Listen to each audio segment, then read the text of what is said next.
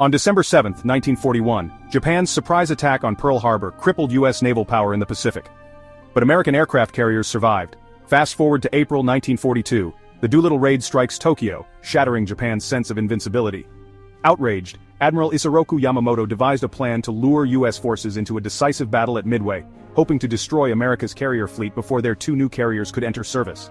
Japan deployed its most powerful fleet, 4 aircraft carriers, numerous battleships, cruisers, and destroyers.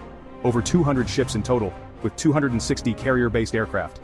Unbeknownst to Yamamoto, American cryptographers had cracked Japan's naval code. Admiral Chester W. Nimitz, commander of the U.S. Pacific Fleet, strategically positioned 3 carriers northeast of Midway. Supported by about 50 warships and 250 aircraft, including outdated aircraft on island, ready to ambush the Japanese armada.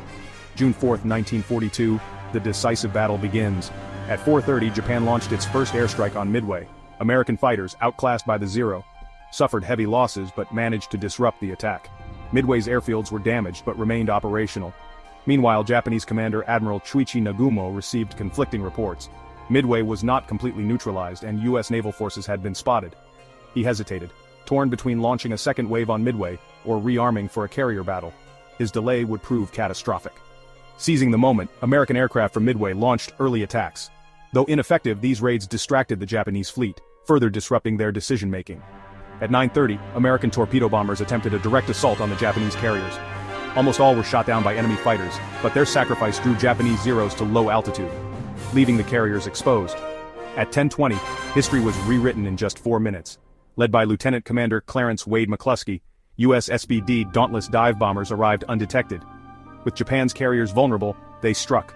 In rapid succession, 3 carriers, Akagi, Kaga, and Soryu, were hit, engulfed in flames, and doomed.